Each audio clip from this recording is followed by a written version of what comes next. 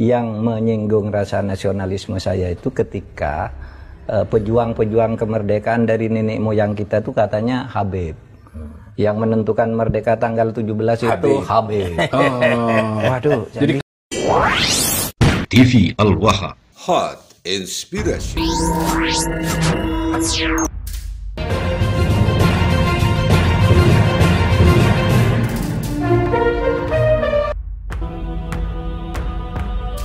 Media Baklawi mulai sebar narasi PWILS adalah orang-orang neo-PKI, menutupi fakta sejarah bahwa DN Aidit, Fahrul Barakbah, Sofyan Barakbah adalah gembong-gembong PKI dari kalangan Baklawi. Jadi ini saya menduga ini gerakan PKI gaya baru yang ditunggangi memang oleh orang-orang PKI yang memang ya boleh dikatakan sangat rentan sejarah dari dulu. Jawa Tengah itu memang sangat rentan dengan bahaya laten komunisme. Mungkin ini anak-anak PKI yang bangkit membawa kedok PWI Perjuangan Wali Songo. Saiki gampang wong nuduh organisasi iki, jamiah niki dituduh PKI. Lah sing ngomong nu gembor-gemborno. Sak temene sing dituduh niku dudu PKI, malah sing nggawa kabar niki sing sak temene PKI.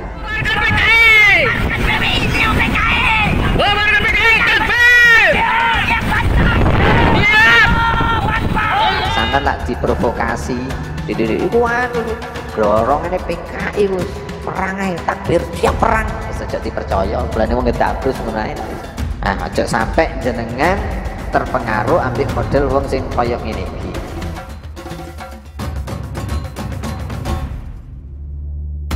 Jangan lupakan sejarah.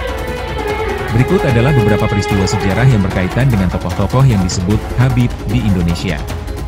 1825, Pangeran Diponegoro ditangkap setelah dibujuk oleh Habib Ibrahim Ba'abut untuk menghadiri undangan Jenderal de Kock. 1888, Habib Utsman bin Yahya, setelah berdiskusi dengan Van den Berry dan Snouck Gronje, mengeluarkan fatwa Bughot yang ditujukan kepada para kiai dan santri di Banten. Peristiwa ini dikenal sebagai Geger Cilegon, yang mengakibatkan banyak ulama, kiai, dan santri Banten menjadi korban. 1928, Belanda membentuk Rabithah Alawiyah sebagai tandingan Nahdlatul Ulama, NU, yang berdiri pada tahun 1926. Belanda memerintahkan para habib untuk masuk ke masyarakat dan pesantren guna membendung pengaruh para kiai Nusantara. 1948, Habib Musa Al-Munawar, Muso, melakukan pemberontakan dengan mendirikan negara Indonesia Soviet di Madiun, yang menyebabkan banyak kiai dan santri menjadi korban. Masa agresi militer Belanda II. Habib Hamid Al-Qadri, yang dikenal sebagai Sultan Boneka Pontianak, menerima medali kehormatan dari Belanda dan diangkat sebagai ajudan resmi Ratu Wilhelmina untuk kawasan Hindia Belanda, sementara para pejuang Indonesia berperan melawan Belanda. 1965, Habib Muhammad Al-Aidit, DN Aidit, pemimpin PKI, memimpin pemberontakan yang dikenal sebagai tragedi G30S PKI. 1965, Habib Sofyan Barakbah dan Habib Fahrul Barakbah diduga melakukan pembantaian terhadap ribuan ulama dan santri di Kalimantan. 1985, Habib Hussein Ali Al-Habsyi dan Habib Abdul Qadir Al-Habsyi, dibantu oleh Habib Muhammad Al-Jawad dan Habib Ahmad Muladawila, terlibat dalam pengeboman Candi Borobudur. 1998, Habib Rizik Syihab ditunjuk oleh Wiranto atas perintah Soeharto sebagai Ketua PAM Swakarsa untuk menghadapi demo mahasiswa. Pelantikan PAM Swakarsa dilakukan di Masjid Istiqlal, Jakarta, dan kemudian organisasi ini berubah menjadi Front Pembela Islam, FPI. Indonesia adalah warisan leluhur bangsa yang harus kita jaga, yang akan kita wariskan kepada anak cucu-cucu kita nanti.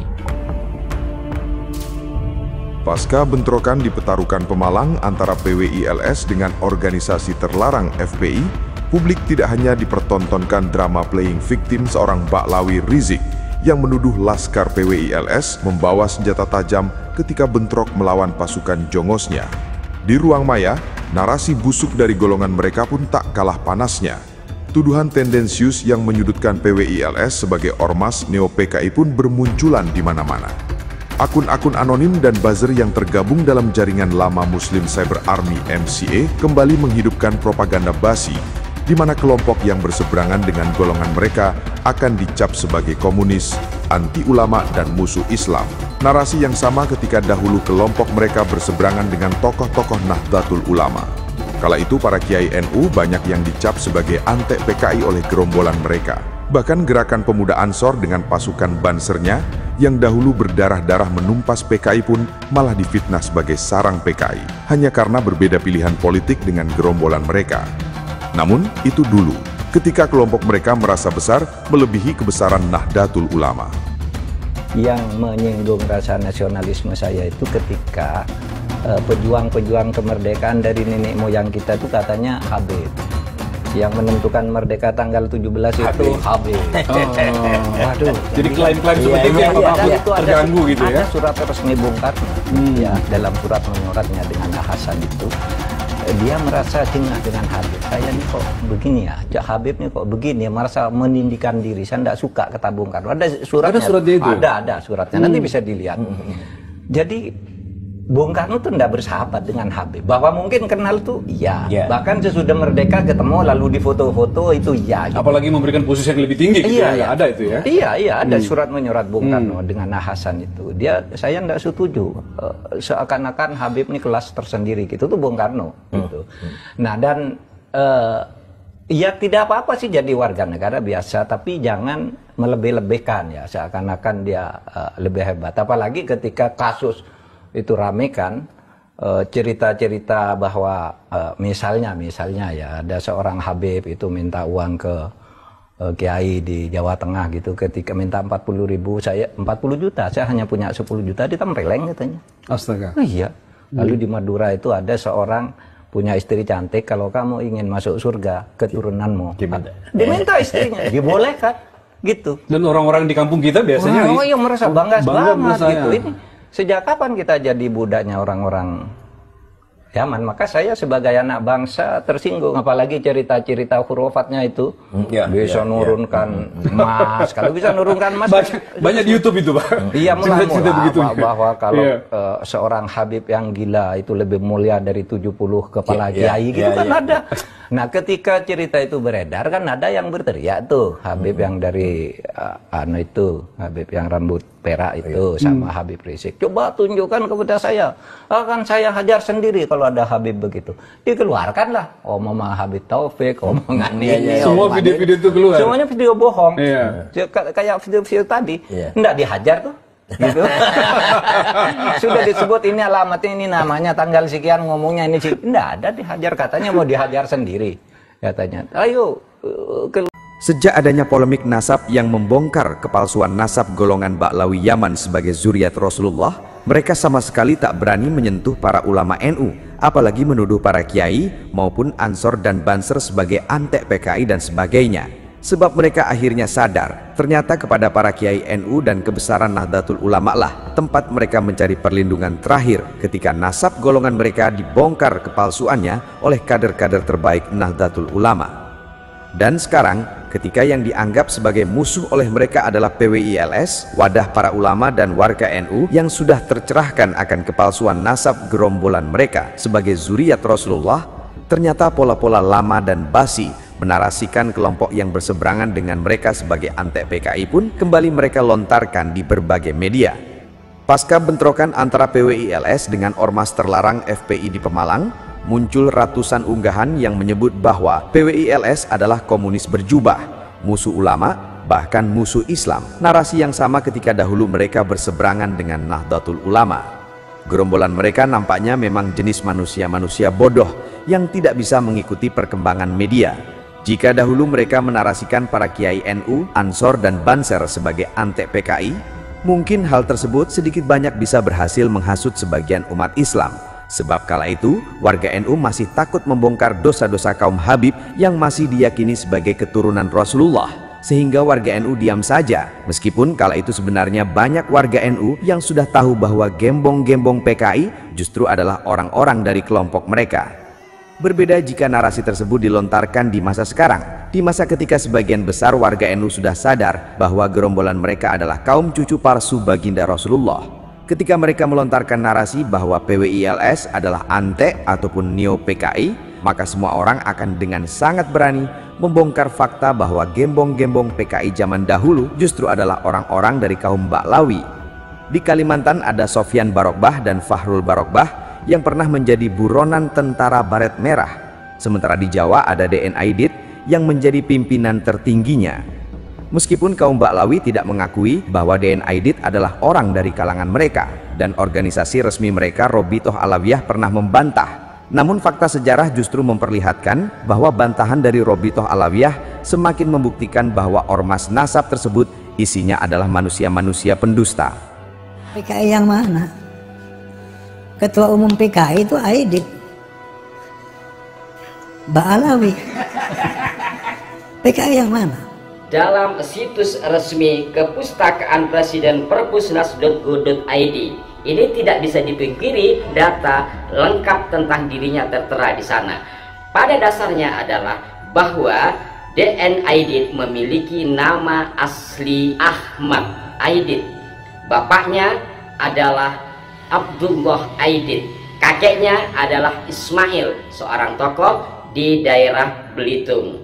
Nah, pada posisi inilah janggalnya jikalau Robitoh Alawiyah mengatakan bahwa nama asli DN Aidit adalah Ja'far, nama bapaknya adalah Nuh, sementara dalam data resmi DN Aidit memiliki nama asli Ahmad, bapaknya adalah Abdullah Aidit.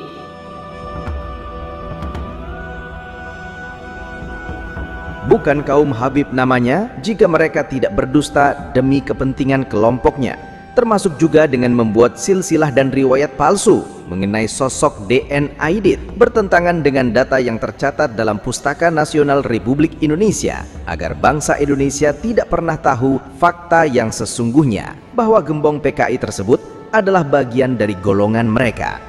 Dan dari semua cerita dusta yang dibuat oleh Ormas Nasab Robitoh Alawiyah, mulai dari silsilah hingga riwayat palsu seorang Baklawi DN Aidit, kita akan menunjukkan satu saja fakta tentang betapa besarnya kebohongan Ormas Nasab Robitoh Alawiyah ketika memalsukan riwayat DN Aidit agar dia tidak dikaitkan lagi dengan golongan mereka. Diceritakan oleh Robitoh Alawiyah dalam suratnya bahwa ayah DN Aidit sudah meninggal ketika Aidit kecil belum dewasa.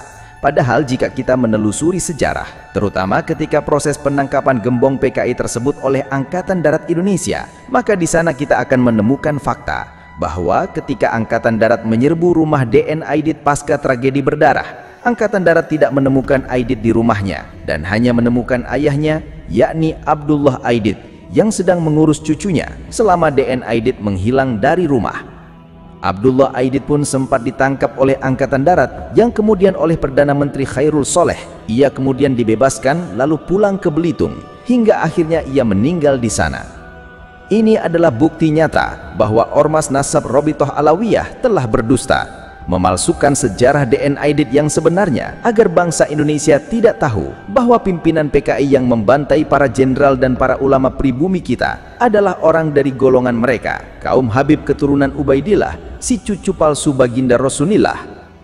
Maka jika golongan Baklawi Yaman sekarang koar-koar bahwa PWILS adalah antek-antek PKI, itu adalah propaganda basi yang hanya golongan Puki bin Pekok saja yang akan mempercayainya. Sebab cara tersebut merupakan cara lama yang dahulu juga pernah mereka lakukan terhadap tokoh-tokoh Nahdlatul Ulama.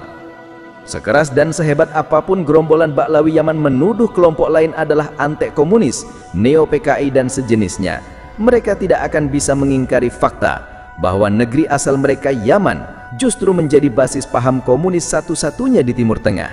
Mereka tidak akan bisa mengingkari fakta bahwa gembong-gembong PKI di Indonesia adalah orang-orang dari golongannya, dan mereka tidak akan bisa mengingkari fakta bahwa tidak ada satupun dari kalangan Habib yang tercatat menjadi korban PKI tahun 65, sebab gembong PKI DN Aidit, Sofyan Barokbah dan yang lainnya tidak akan membantai saudara sesama Baklawinya.